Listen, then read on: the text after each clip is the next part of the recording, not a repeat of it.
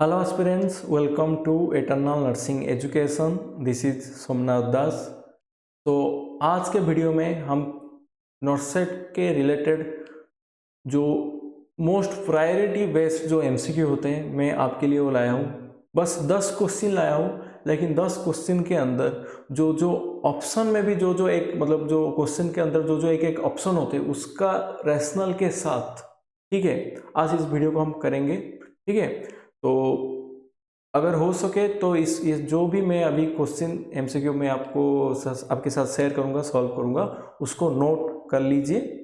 ठीक है, तो चलिए स्टार्ट करते हैं हमारे फर्स्ट क्वेश्चन के ऊपर। तो the first question is bile is synthesised in which organ. ठीक है, ये लिखा हुआ है। First option liver, second gall bladder, third stomach and option D is pancreas. तो इनमें से कहां पर बाइल सिंथेसिस होता है? तो हमें पता है, बचपन से पढ़ते आ रहे हैं, बाइल सिंथेसिस होता है लीवर में। ठीक है, तो ऑप्शन मतलब इसका the correct option is liver. तो जो गल ब्लैडर क्या होता है, वहां पर बाइल स्टोर होता है। तो लिखो स्टोरेज ऑफ बाइल। कहाँ होता है बाइल, कहाँ स्टोर होता है? गल ब्लैडर में। क्या करते हैं वो, स्टोर होके थिक होता है। ओके, जब लीवर से बाइल जब सिंथेसाइज होके निकलता है वो एकदम लिक्विड जैसा होता है। गल ब्लैडर में रह के वो थिक होता है। ठीक है, वो स्टोर होके उधर थिक होता है। उसके बाद जब जरूरत होता है तब बाइल सिक्रेट होता है। बाइल का काम क्या है? बाइल करता है फैट इमल्सिफिकेशन। ठीक है, बाइल का फंक्शन क्या है? Fat emulsification. फैट को डाइजेस्ट करने में बाइल हेल्प करता है। ठीक है, और ऑप्शन सी रॉन्ग है। इधर का जो भी ऑप्शन बी भी गलत है। ऑप्शन डी ये भी गलत है। पैनक्रियाज बाइल प्रोड्यूस नहीं कर, सिंथेसिस नहीं करता। Pancreas is a mixed gland. Okay, इस पैनक्रियाज एक एंडोक्राइन और एक्सोक्राइन दोनों मिलके ये बना है, इसलिए पैनक्रियाज को हम बोलते हैं मिक्स ग्लैंड। ठीक है, तो ये जो बाइल के साथ साथ चलिए हम पेनक्रियाज, जो पैनक्रियाज के भी बारे में थोड़ा पढ़ लेते हैं। ठीक है, तो ये देखो, ये रहा पैनक्रियाज का पिक्चर। ये देखो, ये देख पा रहे हो? ये अभी जो मैं अभी अंडरलाइन किया रेड कलर में, ये रहा हमारा पैनक्रियाज। ठीक है, स्टोमक के जस्ट बिलो पैनक्रियाज है। ये जो देख रहे हो ना, ये रहा डक्ट। ओके, पैनक्रियाज का डक्ट। और ये जो देख रहे हो, ये भी रहा डक्ट। ठीक है, ये जो है ये गल ब्लैडर का डक्ट है और ये पैनक्रियाज का डक्ट है। ठीक है, अब देखो इधर जो ये जो डक्ट है, ये देखो फर्दर अभी सब ब्रांच ब्रांच हुआ है। ये देखो ब्रांच हुआ है और एक ब्रांच हुआ है। ये देखो ब्रांच दिख रहा है, मैं डायग्राम हाईलाइट कर रहा हूं आप सबके लिए। देखो, और इधर देखो ऐसे फूल जैसा बना हुआ है। ये देखो इधर फूल जैसा बना हुआ है, इधर फूल जैसा बन रहा है, इधर इधर। ओके, और ये देखो इधर, ये देख रहे हो ब्लू कलर का, मैं अभी ऑरेंज में मार्क किया हूँ, ये ब्लू कलर का फ्री बॉडी जो है सेल है, ये आइलेट्स ऑफ लैंगरहैंस है। ठीक है, और ये जो मैंने अभी मार्क किया, ये रहा, ये क्या है? ये रहा डक्ट है। ये जो डक्ट जो है, हम देखो हम जो बोलते आ रहे हैं कि एक्सोक्राइन ग्लैंड जो है वो डक्ट डक्ट के साथ ही वो फ्लो करता है। ठीक है, और एंडोक्राइन जो होता है वो डायरेक्ट ब्लड के साथ मिलता है। और ये जो अभी जो मैंने मार्क किया, ठीक है, जो मैंने अभी जो फ्री जो सेल जो है, ये जो आइलेट्स ऑफ लैंगरहैंस है, ये एंडोक्राइन का फंक्शन करता है। और ये जो डक्ट जो है ये एक्सोक्राइन का फंक्शन करता है। एक्सोक्राइन, पैनक्रियाटिक एक्सोक्राइन क्या करता है? डाइजेस्टिव एंजाइम प्रोड्यूस करता है। ठीक है, और एंडोक्राइन में क्या क्या प्रोड्यूस होता है? एंडोक्राइन के अंदर क्या क्या होता है अभी लिखो। पैनक्रियाज का एक होता है एंडोक्राइन फंक्शन। ठीक है, उसके अंदर आता है अल्फा, अल्फा सेल। ठीक है, फिर beta cell, okay, alpha beta and delta cell. तो एंडोक्राइन जो फंक्शन होता है पैनक्रियाटिक का, अल्फा सेल क्या प्रोड्यूस करता है, ग्लूकागॉन, ठीक है। बीटा सेल प्रोड्यूस करता है इंसुलिन। तो देखिए इस क्वेश्चन, जो छोटा सा क्वेश्चन है, लेकिन इसके अंदर भी हमने लीवर, गल ब्लैडर, स्टोमक और पैनक्रियास, इस सारे ऑप्शन को हमने कवर कर लिया। इसको बोलते हैं स्मार्ट वे में एमसीक्यू को सॉल्व करना। देखिए अब क्वेश्चन में तो ये मुझे नहीं पता कि नॉर्सेट क्या पूछेगा, कि बाइल पूछ सकता है, नहीं तो पैनक्रियास के बारे में पूछ सकता है। लेकिन ये जो एमसीक्यू जैसे हम अभी सॉल्व कर रहे हैं, एक क्वेश्चन के साथ हमने एक साथ हम 5 टॉपिक को कवर कर ली, ठीक है। तो चलते अब जो next question, during a home visit to an elderly patient the nurse notes multiple risk of falls, ठीक है। तो नर्स को सबसे पहले कौन सा इंटरवेंशन लेना है, ठीक है। तो क्वेश्चन हम अच्छे से पढ़ लिए, क्वेश्चन का लैंग्वेज क्या समझ लिए कि during a home visit, nurse ने होम विजिट किया टू ए एल्डरली पेशेंट, जहां पर उसने रिस्क देखा कि रिस्क फैक्टर क्या है, फॉल से, गिरने का चांसेस है। तो नर्स को फास्ट चीज क्या करना है, प्रायोरिटाइज करना है कि फास्ट प्रायोरिटी क्या है।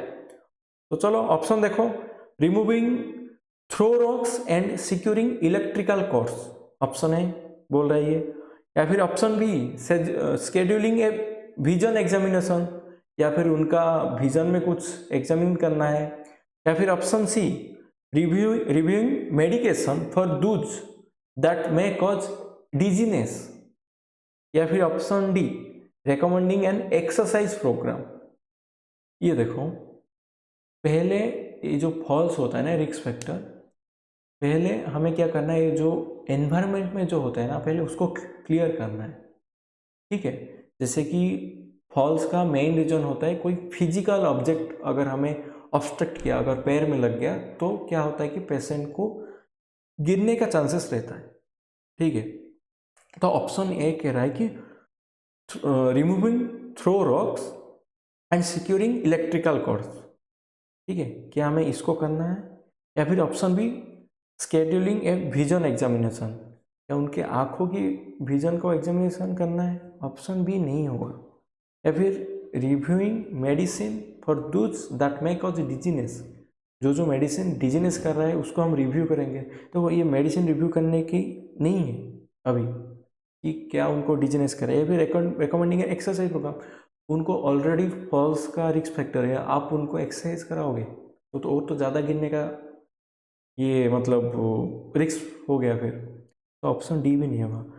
The first thing we have to do is the clear the physical environment. Patient का जो नियरेस्ट जो फिजिकल एनवायरनमेंट होना चाहिए वो सबसे सेफ होना चाहिए। पहले एनवायरनमेंट को सेव करो, उसके बाद मेडिसिन रिव्यू करना, उसका आँख का चेकअप कर लेना, एक्सरसाइज करना, जो करना है करना। फॉल्स का हम क्यों गिरते हैं, फ्लोर में वाटर है या फिर शॉप है, कुछ है, तब भी तो गिरते हैं ना।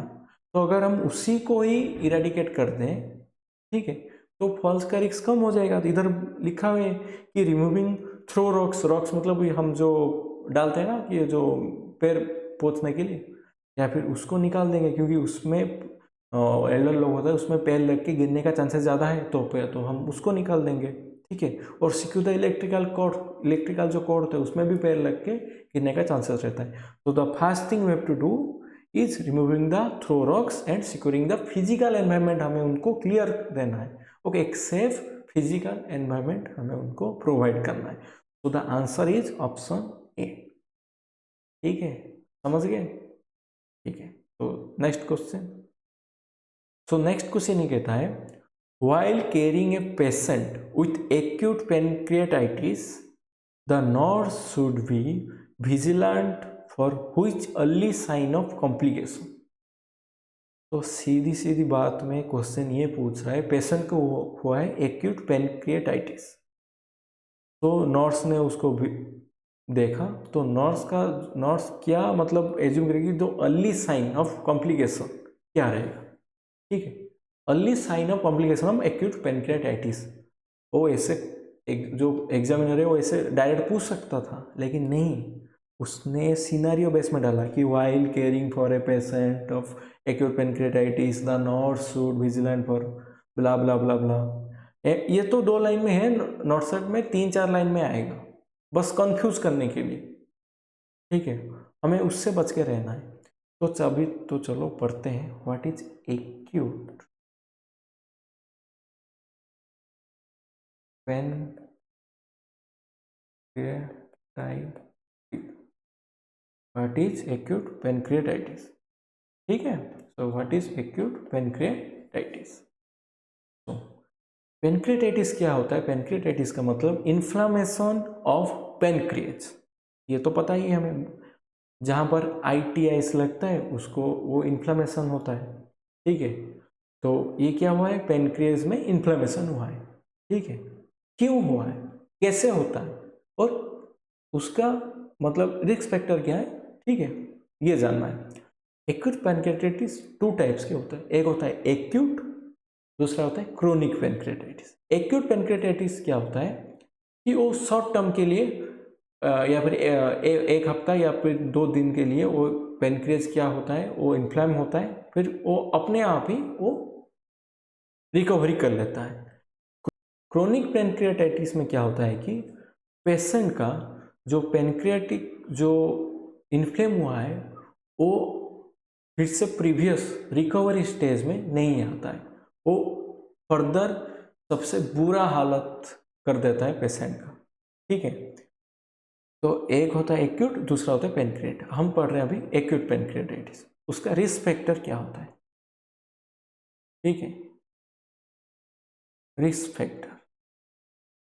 फैक्टर ये रहता है कि फर्स्ट अल्कोहल,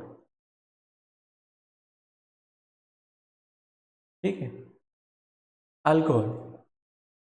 अल्कोहल सबसे मेन रीजन होता है पेनक्रियाटाइटिस का, ठीक है। और सेकेंड मोस्ट इम्पोर्टेंट होता है, अगर ये देखो मैं अभी आपको एक डायग्राम दिखाऊंगा, अभी जो मैंने आपको दिखाया था, ये तो ये रहा पेनक्रिएज और ये जो बाइल डक्ट है ना, ये एक कॉमन जंक्शन है, ये कॉमन जंक्शन है। जब इधर से थिक बाइल जब इधर से सीक्रेट होता है, ये पेनक्रियाटिक डक्ट के अंदर चला गया और उधर अगर स्टोन अगर फॉर्मेशन हो गया तो ये क्या होगा, ये ब्लॉक हो जाएगा, ठीक है। और इधर जो पेनक्रियाटिक का जो फ्लूइड जो आ रहा था, ये क्या ब्लॉक हो जाएगा, ठीक है। इधर से मैंने अभी आपको दिखाया ना कि सारे जो डक्ट से क्या होता है, डाइजेस्टिव एंजाइम आते रहते हैं। अगर इधर ब्लॉकेज हो जाएगा तो इधर से डाइजेस्टिव एंजाइम फ्लो होने में ऑब्स्ट्रक्ट करेगा, तो इधर अब क्या होगा, पेनक्रिएज में डाइजेस्टिव एंजाइम रह जाएगा, ठीक है। डाइजेस्टिव एंजाइम का काम होता है कि फूड को डाइजेस्ट करना, लेकिन इधर क्या होता है, ये जो डाइजेस्टिव जो फूड मतलब जो एंजाइम होता है वो पेनक्रियाटिक के अंदर रह के, पेनक्रिएज के अंदर रह के पेनक्रिएज को ही डाइजेस्ट करना स्टार्ट कर देते हैं, उसको हार्म करना स्टार्ट कर देते हैं, तो उससे इन्फ्लामेशन होता है, ठीक है। तो उसी को ही हम बोलते हैं पेनक्रियाटाइटिस, ठीक है, समझ गए। तो ये देखो, हाँ क्या कहाँ गया, हाँ, तो अगर ऑब्स्ट्रक्ट हो गया पेनक्रियाटिक डक्ट में तो पेनक्रियाटाइटिस होने का चांसेस है, ठीक है। अगर पेनक्रियाटाइटिस होता है तो इसमें साइन एंड सिम्टम क्या होता है, द फर्स्ट साइन ये होता है कि इंडाइजेशन ऑफ फूड, ओके, और फैटी स्टूल, कि पेशेंट बोलेगा कि सर जब मैं मतलब टॉयलेट जाता हूँ तो क्या होता है कि कॉमोड में ऐसे ऑयल जैसा कुछ ऑयल जैसा मतलब ऐसे मैंने कुछ नोटिस किया, ठीक है। तो वो आपको समझ आना है कि इसको पेनक्रियाटाइटिस हुआ है, मतलब फैट जो होता है वो अच्छे से डाइजेस्ट नहीं हो होता है, वो क्या होता है, वो डायरेक्ट एक्सक्रीट हो जाता है, ओके। और एक होता है पेशेंट का वेट लॉस होगा, क्योंकि फैट जो है डाइजेस्ट अच्छे से, जो भी फैट प्रोटीन वगैरह अच्छे से डाइजेस्ट नहीं हो पाता, इसलिए पेशेंट का वेट लॉस भी होता है, ठीक है, और उसके साथ साथ पेशेंट को टैकीकार्डिया, ठीक है, और उसके साथ साथ पेशेंट को हाइपोटेंशन होने का चांसेस। तो चलिए अभी क्वेश्चन में क्या लिखा है, लिखा है कि जो तो the nurse should be vigilant for which early sign of complication, कि नर्स को विजिलेंट अलर्ट रहना है कि इनमें से कौन सा सिम्टम पेशेंट को पहले आएगा, अर्ली साइन ऑफ कॉम्प्लिकेशन क्या आएगा। हाइपर कैल्शियमिया ऑप्शन है लिखा हुआ है, नहीं, इसमें हाइपर कैल्शियमिया नहीं, इधर क्या होता है एक्यूट पेनक्रियाटिस में हाइपोकैल्शियमिया, ठीक है, हाइपोकैल्शियमिया होने का ज्यादा चांसेस होता है, ठीक है, क्या होगा, हाइपोकैल्शियमिया होगा, समझ गए, हाइपर नहीं, तो ऑप्शन है गलत है। Option B hypotension and tachycardia, मैंने अभी बताया कि साइन एंड सिम्टम्स क्या होगा कि पेशेंट को हाइपोटेंशन होगा और टैकीकार्डिया होगा, तो option B is correct. Polyuria नहीं, ये कोई रिलेवेंट नहीं है, पॉलीयूरिया नहीं होगा। वेट गेन नहीं, वेट लॉस होगा, क्योंकि वेट गेन तब होगा अगर वाटर रिटेंशन हो गया, ये एकदम फर्दर मतलब एकदम लास्ट में अगर वाटर रिटेंशन हुआ तो वेट गेन होने का चांसेस है, लेकिन स्टार्टिंग में वेट लॉस ही होगा, ठीक है, तो ऑप्शन डी भी नहीं होगा, तो हमारा सबसे बेस्ट आंसर क्या होगा, ऑप्शन बी करेक्ट है, हाइपोटेंशन विथ टैकीकार्डिया, समझ गए। तो नेक्स्ट क्वेश्चन ये कहता है the nurse is caring for a patient receiving immunotherapy for cancer, which side effect requires immediate reporting. एक नर्स क्या कर रहा है, केयर कर रहा है पेशेंट जो रिसीव कर रहा है इम्यूनोथेरेपी फॉर ए कैंसर दे रहे हैं, केमो दे रहे हैं, तो which side effect requires immediate reporting करना है नर्स को। फैटिक ऑप्शन है लिखा है fatigue, option B nausea, option C shortness of breath and new onset of diarrhoea, या फिर ऑप्शन डी। ये देखो बच्चों क्या होता है कि अगर हम किसी को केमो दे रहे हैं ना, तो ये कंपलसरी है कि उसको नोजिया होगा, फैटिक होगा, हेयर लॉस होगा, ठीक है, ये सब तो होगा ही, ओके। और जहाँ पर केमो देंगे जिस थ्रू मतलब जिस आईवी में देंगे, इंजेक्शन थ्रू हम देंगे, उधर मतलब ऑब्वियसली इन्फेक्शन हो सकता है, हम क्या अगर इन्फेक्शन हो तो उसको निकाल के हम दूसरा आईवी लगा सकते हैं, ये इतना इमीडिएट मतलब रिपोर्टिंग करने की कोई ज़रूरत है नहीं।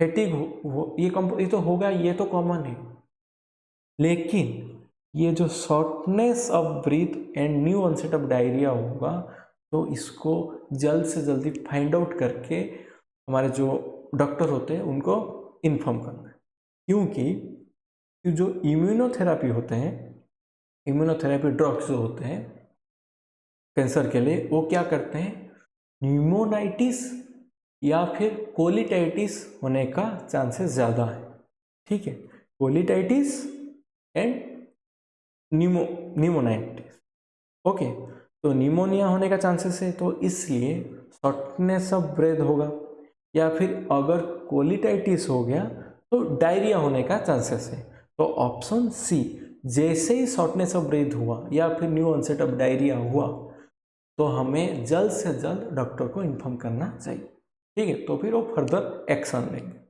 ऑप्शन ए बी ये तो एक कॉमन चीज़ है, ठीक है, लेकिन सबसे मोस्ट प्रायोरिटी रहेगा कि ये शॉर्टनेस ऑफ ब्रीथ या फिर डायरिया, ये साइंस एंड सिम्टम्स नहीं आने चाहिए, ठीक है। तो अब चलते हैं नेक्स्ट क्वेश्चन पे। So the next question is a patient in ICU has a central venous pressure of reading 18 mmHg, okay, so the nurse interprets this as indicating क्या, हाइपोवोलेमिया या फिर नॉर्मल वॉल्यूम स्टेटस या फिर volume overload, या फिर option D dehydration. कि nurse ने check किया कि पेशेंट का जो सीवीपी सेंट्रल वेनस प्रेशर जो है 18 mmHg है, तो फिर नर्स ये जो वैल्यू है इसको लेके क्या इंटरप्रेट करेगा, ठीक है। तो ये जानने से पहले हम ये देख लेते हैं कि सेंट्रल वेनस प्रेशर है क्या। सेंट्रल वेनस प्रेशर मतलब हमारे बॉडी में जितने भी वेन हैं वो वो आके कनेक्ट हुआ है किधर, राइट एट्रियम में, वेना कव, ठीक है, सुपेरियर वेना कव। ये जो सुपेरियर वेना कवा है, सारे ब्लड जो क्या आते हैं, हार्ट को आते हैं राइट एट्रियम में। अगर मेरे को हाइपर वोलेमिया हुआ है तो क्या होगा, जितने भी ब्लड है आके राइट एट्रियम में प्रेशर करेंगे। ओके, तो उससे क्या होगा, प्रेशर राइज होगा। तो कितना राइज होगा, पहले नॉर्मल वैल्यू तो जान ले। तो ये लिखो नॉर्मल रेंज, ठीक, नॉर्मल रेंज, ठीक है, normal range of CVP is, so the normal range of CVP is central venous pressure is 2 to 8 mmHg। मैं अच्छे से लिख देता हूँ, 2 to 8 mmHg, ठीक है। अगर 8 से ज़्यादा हुआ इसका मतलब हमारे अंदर हाइपर वोलेमिया हुआ है, अगर 2 से कम हुआ तो इसका मतलब हाइपो वोलेमिया है। इसके हाइपो वोलेमिया में जो 2 से मतलब हमारा जो प्रेशर होता है 2 से कम हो जाता है, ठीक है। तो नर्स इसमें क्या इंटरप्रेट करेगा, हाइपोवोलेमिया तो ऑब्वियसली नहीं, क्योंकि 18 हुआ है, वैल्यू क्या है 18, मतलब नॉर्मल 2 से अगर 8 के अंदर रहा तो क्या होगा, नॉर्मल प्रेशर है। अगर 8 से ज़्यादा हुआ तो क्या बोलेंगे, तो क्या हुआ है, ऑब्वियसली पेशेंट को हाइपरवोलेमिया हुआ है, तो ऑब्वियसली वॉल्यूम ओवरलोड हुआ है। ये तो नॉर्मल स्टेटस है ही नहीं, ये जो ऑप्शन बी लिखा है नॉर्मल स्टेटस, ये तो है ही नहीं ना, क्योंकि 2 to 8 रहा नॉर्मल, तो ये नॉर्मल ऑप्शन बी गलत है। हाइपोवोलेमिया नहीं, ये क्योंकि हाइपरवोलेमिया के कंडीशन में ये होता है। तो वॉल्यूम, बॉडी के अंदर वॉल्यूम ओवरलोड हुआ है, ठीक है। तो ऑप्शन सी, डिहाइड्रेशन नहीं, ऑब्वियसली डिहाइड्रेशन नहीं होगा, ऑप्शन सी करेक्ट है, ठीक है। तो या इस क्वेश्चन का सबसे मतलब मोस्ट इंपॉर्टेंट ये है कि आपको नॉर्मल वैल्यू याद रखना है। CVP का नॉर्मल वैल्यू है 2 to 8 mmHg, ठीक है। चलो next question, which nursing intervention would be most appropriate for a patient experiencing A panic attack. एक पेशेंट को पैनिक अटैक हो रहा है, आपको इन जो ऑप्शन में से कौन से आपको क्या करना है कि मोस्ट एप्रोप्रिएट इंटरवेंशन रहेगा आपके लिए पैनिक अटैक के केस में। The option A, leave the patient alone until the attack subside. जब तक अटैक सबसाइड नहीं हुआ है तब तक आप पेशेंट को अकेला छोड़ दो। या फिर option B, guide the patient through slow deep breathing exercise, कि पेशेंट को कहना है कि आप slow and deep breathing exercise लो। या फिर C, administer sedative immediately, patient को हम सीडेटिव दे देंगे। या फिर option D, encourage the patient to talk about childhood traumas. थोड़ा ये बताओ, मेरे को पैनिक अटैक हो रहा है, तुमको पैनिक अटैक हो रहा है, तो मैं तुम्हें अकेला छोड़ दूंगा, तो फिर अगर कुछ, हम तो ऑब्वियसली उसको अकेला छोड़ना ही नहीं, ठीक है। ऑप्शन ए गलत है, पेशेंट को कभी भी अकेला नहीं छोड़ना है जब, ठीक है, ये गलत आंसर है। पेशेंट का हमेशा पेशेंट को मॉनिटर करना है, पेशेंट के साथ ही रहना है, ठीक है। Option B, guide the patient through slow and deep breathing exercise. हाँ, क्योंकि पैनिक अटैक आते टाइम देखो क्या क्या होता है, लोग अब जेनजी जनरेशन क्या होता है ना कि ब्रेकअप हो जाते हैं इन लोगों का, तो पैनिक अटैक आ जाते हैं लोग, ठीक है, ब्रेकअप वगैरह, नहीं तो कोई ग्रीफ में है, तो क्या होता है ना कि पेशेंट को बोलना है कि कोई बात नहीं, शांत हो जाओ, जो जोर जोर से सांस लो, क्योंकि क्या होता है पैनिक अटैक में हमारे जो ये जो ट्रैकिया होता है वो कॉन्स्ट्रिक्ट हो जाता है, वो एक एलर्जिक रिएक्शन टाइप वो कॉन्स्ट्रिक्ट हो जाता है, तो इससे क्या होता है ब्रीदिंग प्रॉब्लम होता है। तो इसलिए पेशेंट क्या होता है, कांपते हैं एकदम, पूरा एकदम पैनिक हो जाता है, पूरा एकदम वो पूरा कांपते रहते हैं, डीप ब्रेथ होता रहता है। तो इसलिए पेशेंट को बोलना है कि क्या करना है, पेशेंट को गाइड करना है, उसको बोलना है कि डीप ब्रीथिंग लो ताकि ऑक्सीजन सप्लाई बना रहे। तो ये ऑप्शन बी होगा राइट। ऑप्शन सी बोल रहा है क्या, एडमिनिस्टर सीडेटिव इमीडिएटली। नहीं, क्यों देना है भाई सीडेटिव पेशेंट को, ये बिल्कुल गलत है, ऑप्शन सी नहीं होगा। तो कोई पॉइंट ही नहीं है, सीडेटिव क्यों देंगे, किस बात का सीडेटिव। हाँ, या फिर option D, encourage the patient to talk about childhood trauma. वो ऑलरेडी एक पेशेंट मतलब पैनिक अटैक हुआ है, मैं भी किस ट्रॉमा में पता नहीं, आप फिर से उसको एनकरेज करो कि बताओ आपकी चाइल्डहुड ट्रॉमा क्या था, तो फिर ये तो ज़्यादा वर्स हो जाएगा। हाँ, वर्स होगा। तो पेशेंट को ऑप्शन ये जो होगा डी भी नहीं होगा, क्योंकि पेशेंट को हमें एनकरेज नहीं करना है। ऑप्शन बी जो होगा करेक्ट आंसर है, गाइड द पेशेंट तो slow and deep breathing exercise करने के लिए बोलना है। ठीक है, तो चलो next, a patient with bipolar disorder is taking lithium. Okay, bipolar जो पेशेंट होता है तो हम उनको क्या करते हैं, लिथियम देते हैं उनके थेराप्यूटिक के लिए, थेराप्यूटिक ड्रग है। Which laboratory value should the nurse monitor most closely. ये लिथियम जो होता है इसका थेराप्यूटिक जो वैल्यू जो है वो इतना मतलब मिनिमम होता है कि अगर उससे थोड़ा सा भी वैल्यू ज़्यादा हुआ तो पेशेंट को लिथियम टॉक्सिसिटी हो जाएगा। ठीक है, तो इस चीज़ के लिए हमें नर्स को पूरा एकदम 100% पूरा एकदम अवेयर रहना है कि पेशेंट का लिथियम वैल्यू क्या है, थेरापेटिक वैल्यू क्या है। ओके, कि which laboratory value should the nurse monitor most closely. CBC, देखो सीबीसी अगर लिथियम दे रहा है ना, सीबीसी इतना वाइटल नहीं है। ठीक है, ये रॉन्ग आंसर है। लीवर फंक्शन टेस्ट, लीवर ठीक से काम कर रहा है कि नहीं।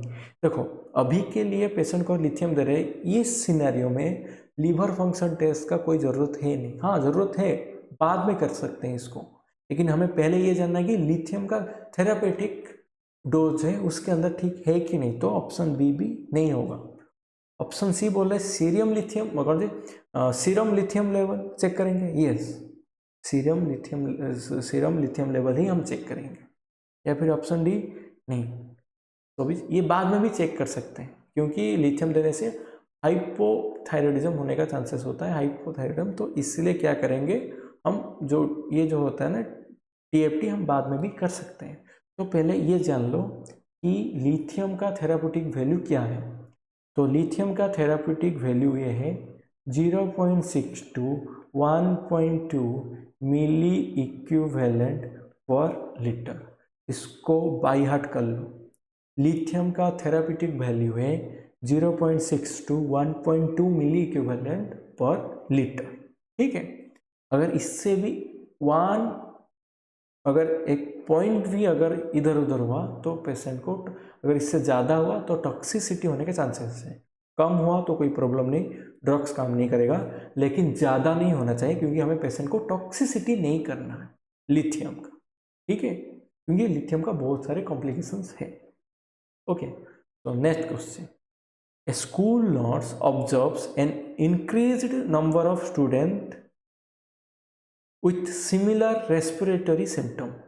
स्कूल नर्स ने क्या ऑब्जर्व किया कि बहुत सारे बच्चों को सिमिलर रेस्पिरेटरी सिम्टम प्रॉब्लम हो रहा है। तो the first step in investigating A potential outbreak would be, कि नर्स को पता लग गया कि एक पोटेंशियल आउटब्रेक होगा, तो नर्स का फर्स्ट स्टेप क्या रहेगा। ठीक है, ऑप्शन ए बोल रहा है notify parents of all students in the school. ठीक है, स्कूल का जितने भी पेरेंट्स हैं सबको इन्फॉर्म कर दो कि आपके बच्चे को रेस्पिरेटरी प्रॉब्लम है करके। या फिर option B, implement isolation procedure for affected student, जो भी पेशेंट हुआ है उनको आइसोलेट कर दो पहले। या फिर option C, establish a case definition and count affected individuals. या फिर option D, close the school for decontamination. ये पेशेंट स्कूल कंटामिनेशन ना हो इसलिए स्कूल को ही बंद कर दोगे।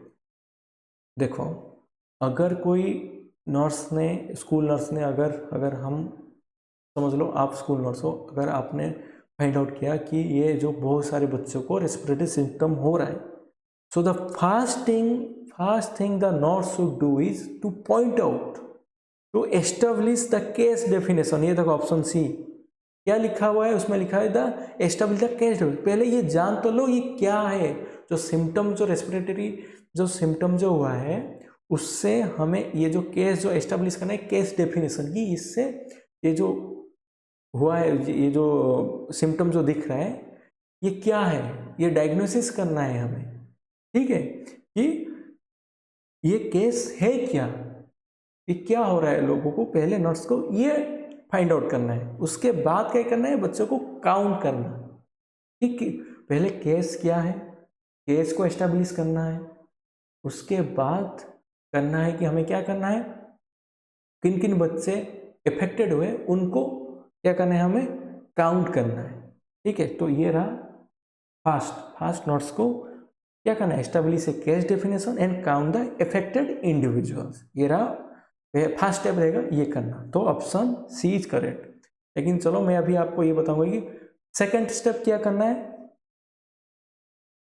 इम्प्लीमेंट आइसोलेशन प्रोसीजर, ये आएगा सेकंड में। पहले ये जो केस को उसको एस्टेब्लिश करना है, पहले जानना है कि ये केस है क्या, उसके बाद हमें काउंट करना है किन किन बच्चों को इफेक्टेड हुआ है, उसके बाद हम क्या करें, इंप्लीमेंट करेंगे, बच्चे को अलग करना है, जो जिनको रेस्पिरेटरी प्रॉब्लम है पहले उस क्या करें, उसको अलग करेंगे। उसके बाद क्या करेंगे, नोटिफाई द पेरेंट्स, उसके बाद हम करेंगे नोटिफाई, हाँ आपके बच्चे को ये प्रॉब्लम हुआ है, उसके बाद हम स्कूल को क्लोज करेंगे, ठीक है, ओके। अब चलते हैं नेक्स्ट क्वेश्चन। तो ओके हाँ, तो इसका ऑप्शन है गलत है, बी गलत है, डी भी गलत है। So the first thing the school notes have to do is implement क्या करना है, C establish the case definition and count the affected individuals. Language देखो, क्वेश्चन का लैंग्वेज देखो बस, और कुछ नहीं, ठीक है। So next question, a community health nurse is planning a screening programme for hypertension. एक CHO समझ लो, एक CHO क्या कर रहा है, ये तो कम्युनिटी हेल्थ नर्स मतलब CHO क्या कर प्लान कर रहे हैं for screening programme for hypertension, blood pressure के लिए स्क्रीनिंग प्रोग्राम है। The most appropriate target population, तो ये जो कम्युनिटी हेल्थ नर्स है उसके लिए मोस्ट टारगेटिंग पॉपुलेशन क्या होगा, हाइपरटेंशन को स्क्रीन करने के लिए। ऑप्शन है चिल्ड्रेन इन एलिमेंटरी स्कूल, या फिर option B adult over 18 years age, या फिर option C womens of reproductive age, या फिर option D adult over 65 years of age, ठीक है।